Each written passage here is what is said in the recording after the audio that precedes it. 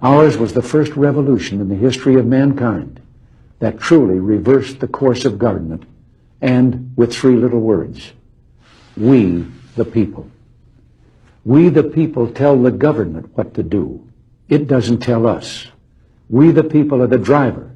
The government is the car, and we decide where it should go and by what route and how fast.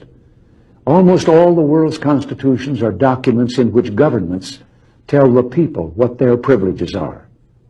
Our Constitution is a document in which we, the people, tell the government what it is allowed to do. We, the people, are free. This belief has been the underlying basis for everything I've tried to do these past 8 years. But back in the 1960s, when I began, it seemed to me that we'd begun reversing the order of things. That through more and more rules and regulations and confiscatory taxes, the government was taking more of our money, more of our options, and more of our freedom. I went into politics in part to put up my hand and say, stop. I was a citizen politician, and it seemed the right thing for a citizen to do. I think we have stopped a lot of what needed stopping. And I hope we have once again reminded people that man is not free unless government is limited. There's a clear cause and effect here that is as neat and predictable as a law of physics. As government expands, liberty contracts. Espero que tenham percebido esta mensagem. Vou acrescentar algumas coisas para tentar adaptar melhor ao que se passa em Portugal. À medida que o governo aumenta o poder, diminui o poder do povo. E esse poder nota-se quando os impostos sobem, as mordomias dos políticos aumentam, o país empobrece, as pessoas perdem direitos, a Constituição deixa de ser respeitada. Tudo isto porquê? Porque we, the people, nós, o povo, deixou de interferir na política quando decidiu que 65% das pessoas não fazem nada nas urnas. E isso garante aos partidos mais corruptos do país que vão manter-se no lugar, no poleiro, por uma razão muito simples, porque eles sabem que os fanáticos desses partidos, do PS, PSD, PCP e BE, nunca faltarão nas urnas. Portanto, esses partidos serão sempre eleitos. E enquanto os outros 5 milhões de abstencionistas não decidirem ir às urnas, fazer valer a vontade do povo, vamos continuar a ser governados por pessoas que não respeitam o povo.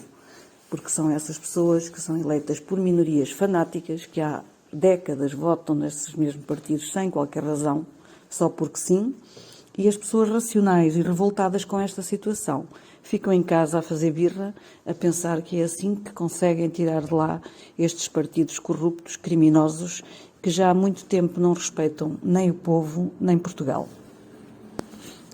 Outro erro crasso do abstencionista e do que vota branco e nulo, que são todos a mesma coisa, só dão poder ao PS e ao PSD, porque apesar deles imaginarem valores metafóricos destas posições políticas, não têm valor nenhum, têm zero. Contam zero e só dão poder aos partidos que ganham sempre. Mas então as pessoas alegam que não querem votar porque todos ficam iguais quando lá chegarem. Isso acontece por uma razão muito simples. Para já não chega lá ninguém porque estão lá sempre os mesmos. Portanto, nunca fizeram sequer essa experiência de saber se for para lá outro se fica igual, não é? Porque sempre esteve lá o PS, o PSD, o PCP e o BE e o CDS, que toda a gente já sabe que são corruptos. Porquê? Porque não há mais nenhum partido que consiga entrar no sistema. Eles sabem que façam o que fizerem, continuam lá. É o mesmo que dizer um pai ou um professor, dizer, não adianta educar o meu filho porque ele vai ficar mal educado na mesma, não é?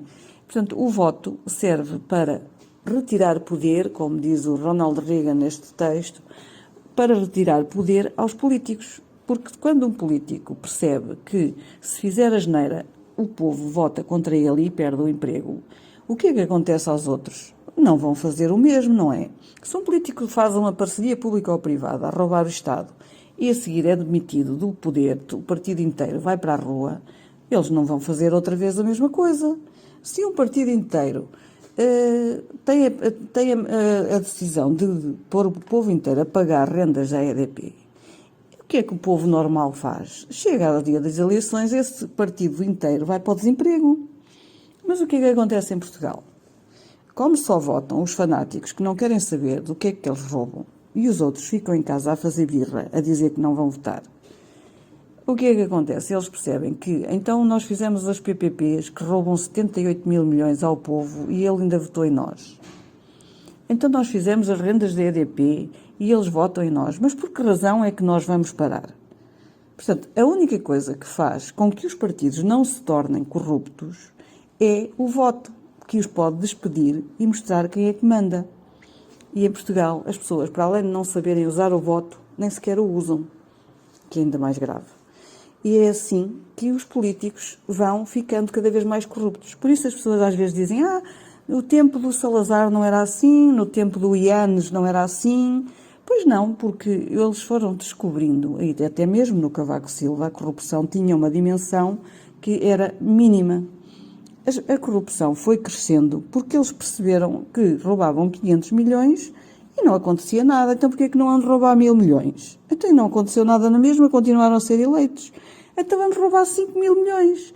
E neste momento já temos os partidos a roubarem 18 mil milhões por ano só em corrupção daquela que a gente sabe, fora a outra que ninguém sequer consegue identificar. E é nisto que os portugueses deixaram transformar o país, porque nem sequer se preocupam em perceber o que é que se faz nos países menos corruptos do mundo, para perceberem que os países onde mais se vota são os menos corruptos do mundo.